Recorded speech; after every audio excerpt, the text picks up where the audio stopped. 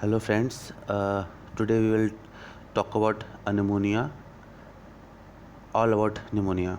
Okay, so we are going to start here about everything about pneumonia. Means pneumonia, what is it? Pneumonia, what is, how it is defined, and what is its causes, and what is its treatment, and all about pneumonia. So we are started with pneumonia is the introduction. Like pneumonia is defined as an inflammation and consolidation of lung tissue due to an infectious agent. Means pneumonia is a inflammation. Means inflammation means there is something kind of redness, like of injury, and consolidation means there is some kind of lung defect, lung problem after infection. It's called pneumonia. So pneumonia is the single largest infectious cause of death in children worldwide. Pneumonia killed about 9 lakh 22,000 children under the age of 5 in 2015 and account for 15% of all deaths of children under 5 years of old. So this is all about pneumonia. This is not. This is all about epidemiology of pneumonia. This is the recently carried out in Seattle investigation found that overall rate of community-acquired pneumonia amongst those aged 65 to 69 years old was 18.2 cases per 1,000 person years compared to 52.3 cases per 1,000 person years. Those who are greater than or equal to 85 years, just over 59% of episodes among seniors were treated on outpatient basis, and they estimated that there were approximately 9 lakh 15,900 cases of community-acquired pneumonia among seniors annually in the US. So, what is the type of pneumonia? What are the types? Mainly, there are number of types of pneumonia, but it is broadly divided into community-acquired pneumonia, nosocomial pneumonia, and pneumonia in immunocompromised host. So, community-acquired pneumonia, those pneumonia who are spread or who are occurred in community, not in hospital. So, it is called community-acquired pneumonia. This is about three types: classic or typical pneumonia, atypical pneumonia, and aspiration pneumonia. We will discuss mainly community-acquired pneumonia in this topic, and somewhat nosocomial pneumonia little bit. So community-acquired pneumonia divided into three: typical pneumonia, atypical pneumonia, aspiration pneumonia. Typical pneumonia means what is the actually a community-acquired pneumonia. Atypical pneumonia means it is caused by atypical organism, means fungi, some viruses, some kind of other non-typical bacteria. And nosocomial pneumonia, it is occurred in hospital mainly, all about in hospital, mainly in hospital acquired pneumonia, ventilator associated pneumonia, those patients who are on ventilator for more than 48 hours and develop a new onset of pneumonia, it is called ventilator associated pneumonia.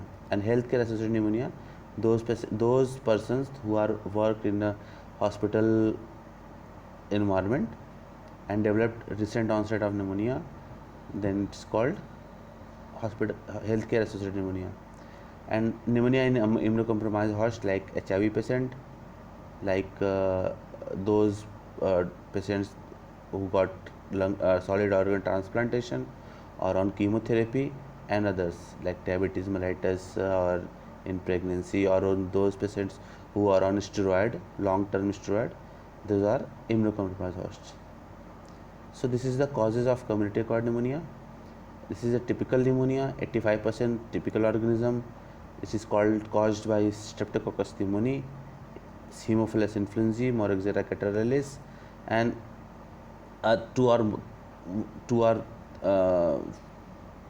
two more organism which causes typical pneumonia is Staphylococcus aureus and Klebsiella pneumoniae. These two organisms more in typical pneumonia. Total 5 organism causes typical pneumonia. So atypical pneumonia in Mycoplasma pneumoniae, Chlamydia psittaci, Legionella pneumoniae, fungal pneumonia, and viral pneumonias. So it is broadly divided community acquired pneumonia. Hospital acquired pneumonia, defined as pneumonia that occurred 48 hours or more than after admission, which is not incubated at the time of admission. Means those patients who are admitted or got hospital exposure within 48 hours of developing pneumonia, it is called hospital acquired pneumonia.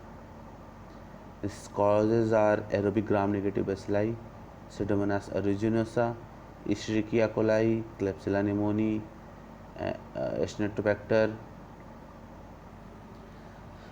Acinetobacter species, and others like infectious due to gram-positive cocci such as Staphylococcus aureus, particularly methicillin resistant Streptococcus aureus. Those are not treated by penicillin group of drugs. Those are resistant with penicillin group of drugs. It's called MRSA, Staphylococcus aureus. And among aerobic gram-negative bacilli, are some kind of Salmonella, Escherichia coli. Okay, Pseudomonas due to Streptococcus is more common in patients with diabetes and trauma. Those are hospitalized in ICU. Management guidelines, it is very important because management of pneumonia declares or decides your outcome. So management is site of care decision, means when patient come to you or any patient with pneumonia come to you, or you see any patient of pneumonia, what decides his further management, further treatment, further his stay in ICU or home based treatment is called site of care decision. And diagnostic testing, treatment, and management of non-responding pneumonia and prevention. So we'll start with site of care decision. Site of care decision is decided mainly by scoring system. There's two type of scoring system. One is curve store and the other is pneumonia severity index. So first is curve store. Curve means is a short form of the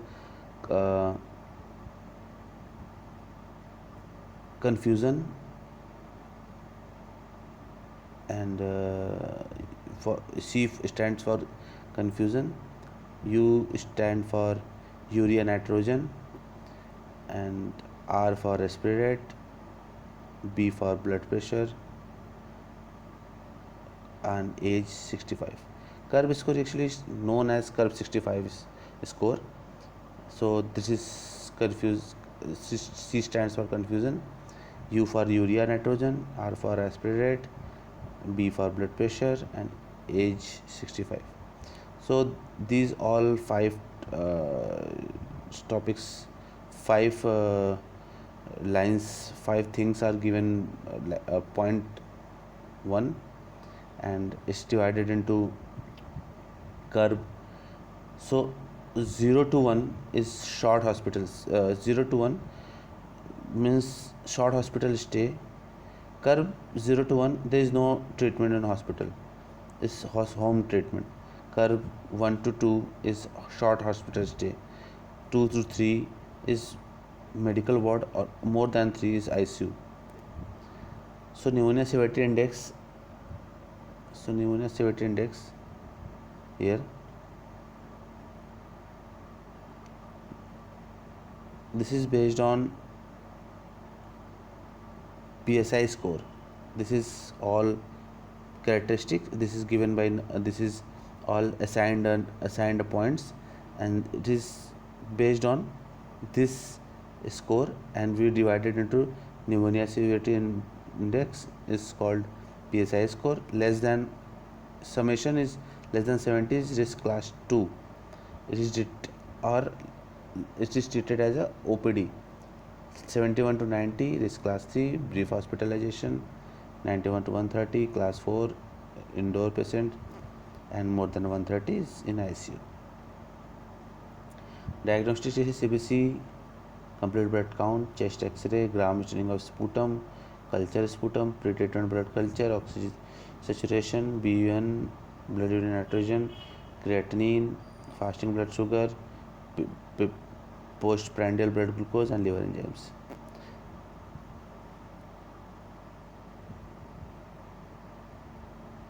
These are the chart in which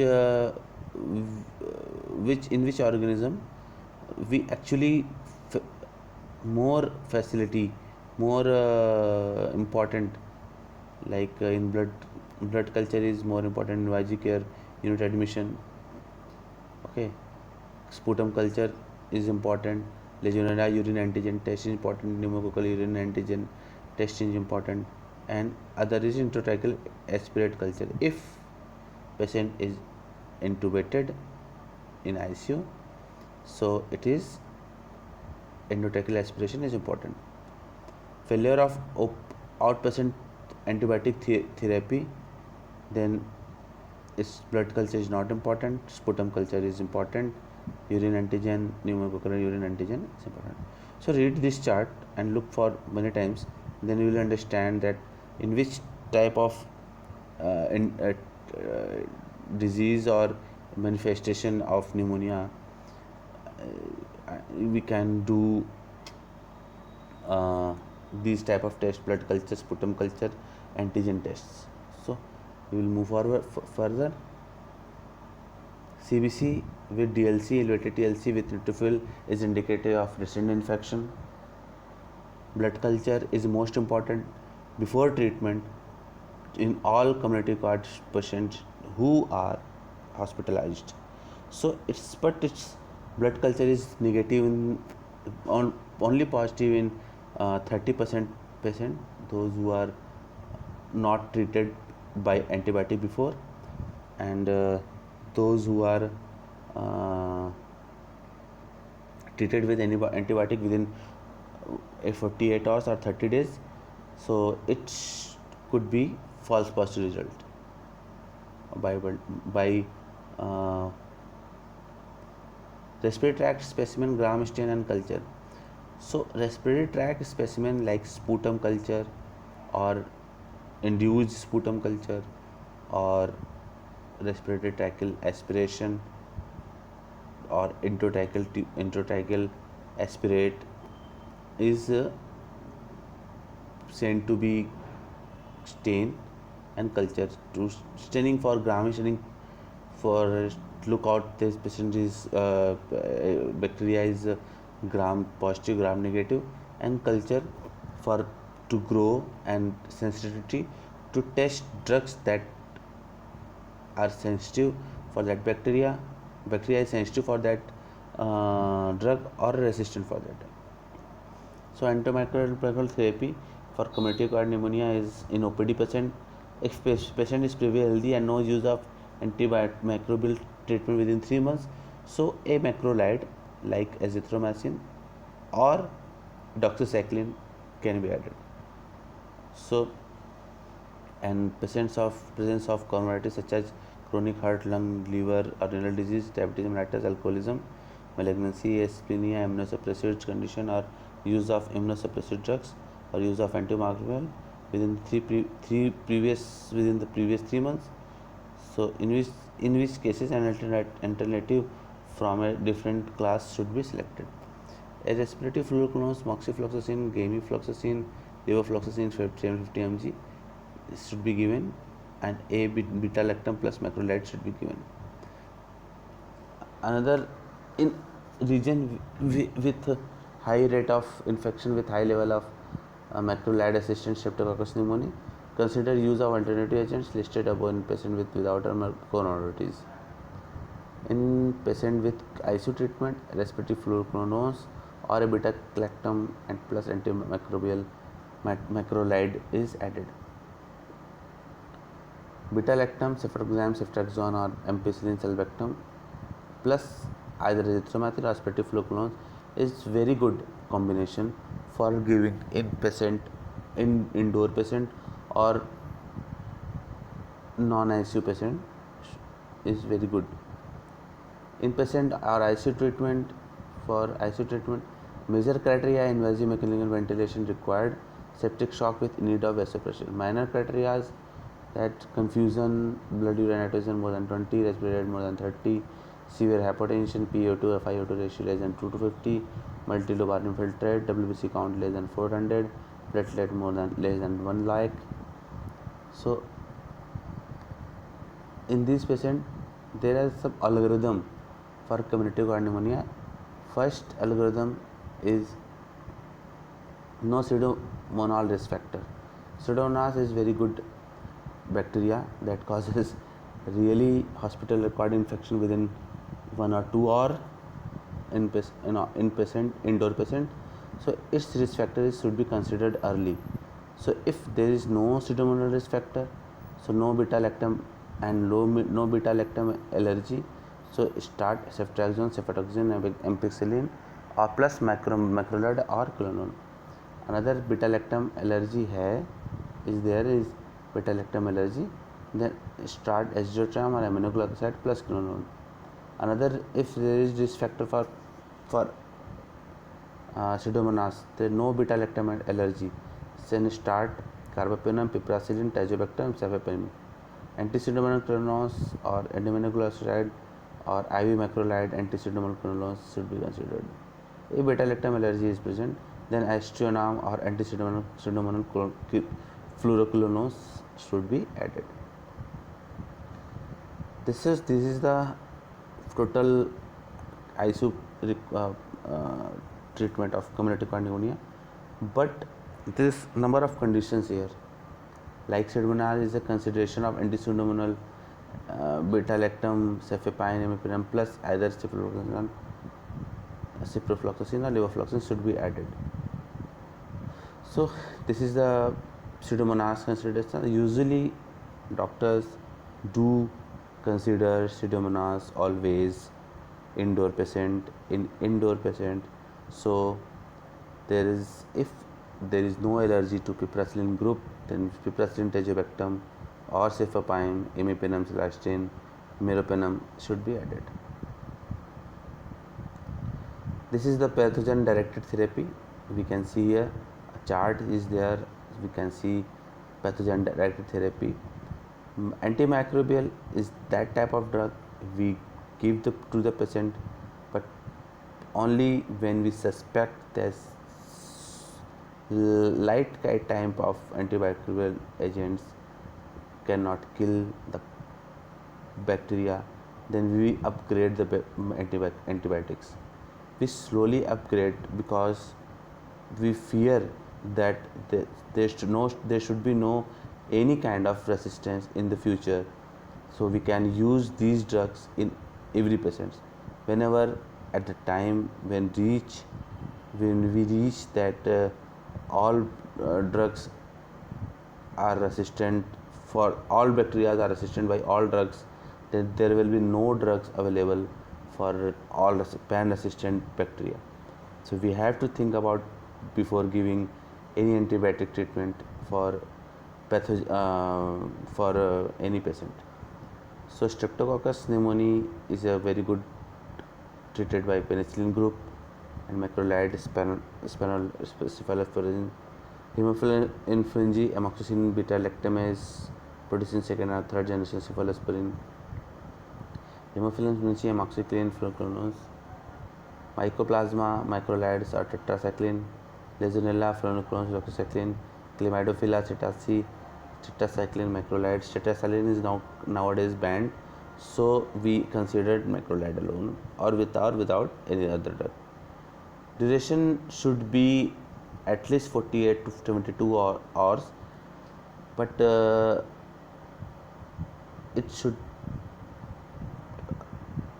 up to about 5 days or 7 days according to the physician, but it's all depend on the patient's general condition and vital organs status. So usually in broad way we can give antibiotics to the pneumonia patient at least for 7 days. If at least for 7 days, if antimicrobial treatment is responding the patient. Means patient is responded by the antibiotic treatment, it should be further upgrade up to the 7 days. Switch from IV to oral in indoor patients when improvement in cough, dyspnea, clinical signs, and there is no febrile episode on 2 occasions at 8 hours apart, WPC count decreasing towards normal, functional GIT tract, and adequate oral treatment. Criteria for critical, when we called that patient of pneumonia is stable now, and we switched the all IV lines to the oral drugs. The temperature less than 37.8 degree, heart at 100 beats per minute, respirated less than 24 breaths per minute without mechanical ventilation, systolic blood pressure more than 90 mmHg without any vasopressor, arterial oxygen saturation more than 90% without oxygen, or PO2 60 mmHg with arterial blood gas analysis. Ability to maintain oral tech, normal mental status. So management of non-responding, this is all kind of a management of responding pneumonia. This is the management of non-responding pneumonia. What is the pattern of etiology or type of failure? We should actually find out what is the diagnosis of number of causes of non-responding pneumonia like sequestration and mass, any cancer, and any very much diffuse type of hemorrhage, and much number of causes are present in for non-resolving pneumonia.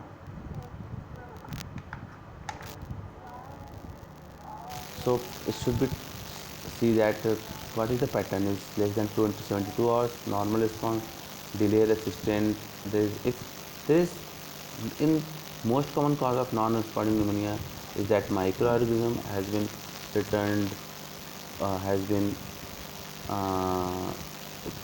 microorganism has been resistant for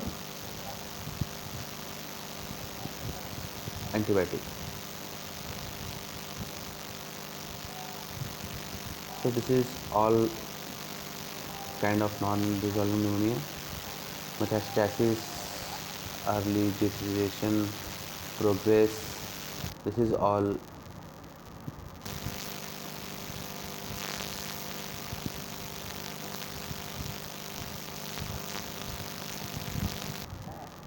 so metastatic infection, it is other cause of non-resolving pneumonia.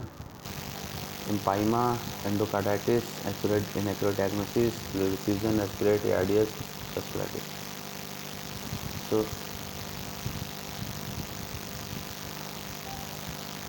prevention: don't smoke, do influenza vaccination, those who are very prone to the pneumonia vaccination, pneumonia disease.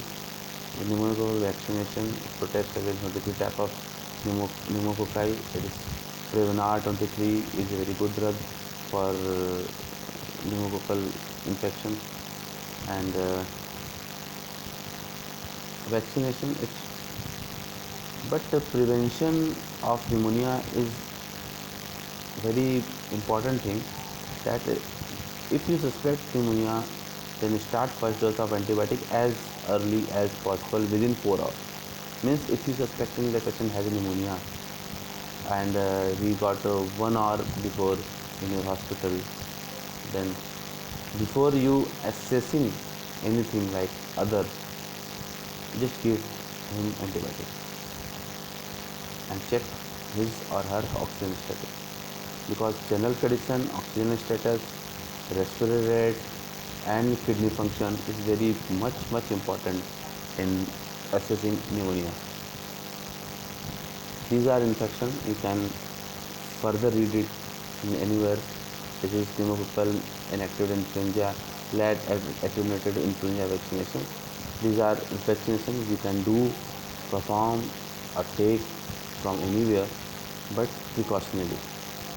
And this is all about. Thank you.